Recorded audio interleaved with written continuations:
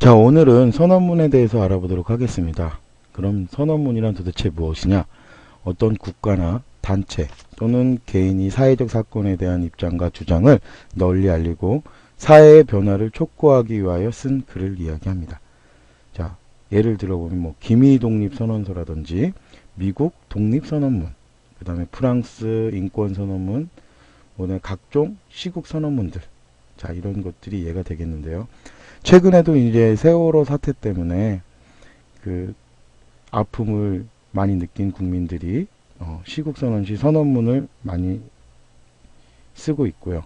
그 다음에 이제 요번에 6.4 지방선거 후보들이 복지국가를 위해 출마하겠다, 출마 선언할 때, 깨끗한 정치를 하기 위해서 출마 선언할 때 사용이 되죠. 그래서 실제 생활에서 많이 사용되는 글입니다.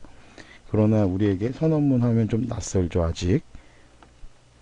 왜냐하면 그 시대 정신이라든지 이런 것들이 아직 여러분들이 많이 그렇게 느끼고 그런 시기는 아니기 때문이죠.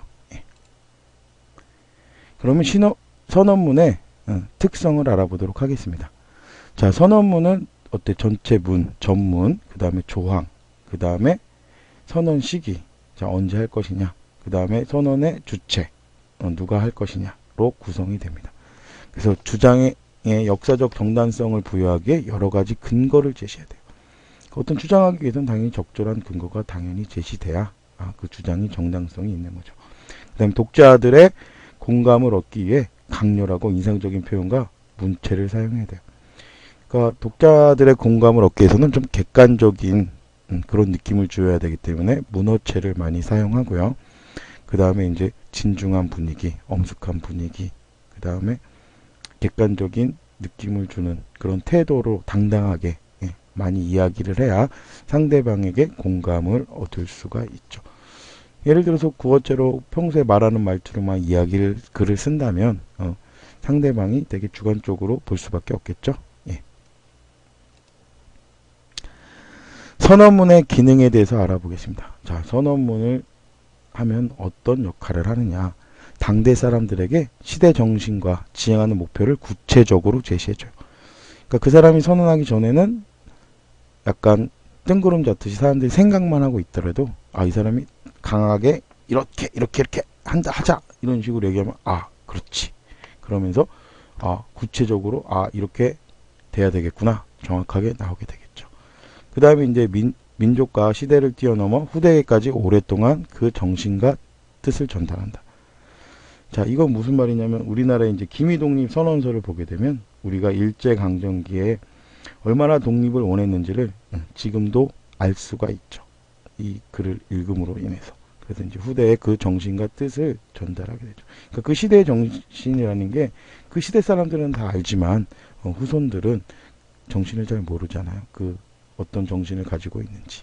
그러니까 이 선언문을 통해서 그 시대 상황의 시대 정신을 정확히 알 수가 있겠죠. 그러면 이 선언문의 의의는 무엇이냐?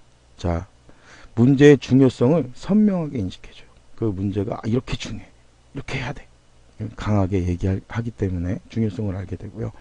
그 다음에 실천하는 데 도움을 줘요. 그래, 우리가 이걸 자각했으니까 실천해야지, 이런 데 도움을 주고요. 그 다음에 이제 후대에 오랫동안 그 정신과 의지를 전달해줘요. 그래서 이렇게 글로 남김으로써 그 시대 정신이 오랫동안 유지될 수 있게 해주는 데 의의가 있죠. 그러면 선언문을 읽는 방법에 대해서 알아보도록 할게요.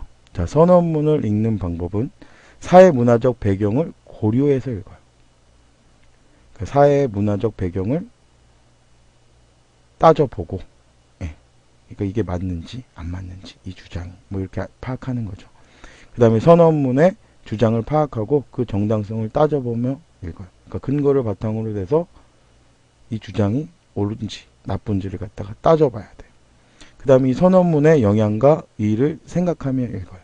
선언문을 읽고 어떤 영향을 받겠구나, 어떤 의의가 있겠구나 이렇게 생각하면서 읽어야 되겠죠. 그 다음에 가장 중요한 건데요. 자, 선언문 작성 시 고려할 점에 대해서 알아보도록 할게요. 자, 이 선언문에 우선 형식을 갖추고 있어야 돼요. 전문이 갖춰져 있고, 그 다음에 뭐 조항이나 어떤 선언해야 될 시기, 그 다음에 선언은 누구를 하느냐, 누구를 위해서 누가 하느냐, 누구를 대상으로 누가 하느냐, 이런 것들을 갖추고 있어야 되고요. 그 다음에 선언의 적절한 목적과 의도가 분명히 제시되었는지를 확인해야 됩니다. 선언을 했는데 또 목적과 의도가 있어야죠. 그래서 그 시대상을 우리가 알 수가 있겠죠. 그 다음에 선언들의 주장은 정당성을 가지고 명료하게 표현하였는가. 그러니까 선언 주장을 할 때 막 그냥 정당성도 없이 막 우기면 안 되겠죠. 그죠? 대신 사람들이 쉽게 알 수 있게 명료해야 돼요. 그래야 더 강하게 주장할 수가 있고, 또 상대방도 쉽게 알아들고 인식을 할 수가 있겠죠. 그 다음에 선언문 작성 시 고려할 점이 네 번째인데요. 자신들의 방침이나 견해를 뒷받침하는 적절한 근거를 제시하는가. 자신들의 방침이나 견해를 뒷받침 안 하면 그 주장이 정당성이 없어진다 그랬죠. 근데 그거를 적절한 근거를 제시해야 돼. 상대방도 객관적으로 알 수 있는. 그다음에 독자의 공감을 높이기 위해 표현들을 어떻게 하는가. 문체나 어조, 뭐 문어체를 사용했느냐, 어조는 담담하면서도 강건하게 얘기하고 있느냐, 뭐 이렇게 좋은 그 상대방을 공감시킬 수 있느냐, 이게 중요하겠죠. 그 다음에 당당한 태도로 독자들에게 동의를 요구하고 있는가. 이 문체가 막 이렇게 좀 당당하지 않다면 상대방을 실천하게끔 할 수가 없죠. 자, 이상으로 선언문에 대해서 알아보았습니다.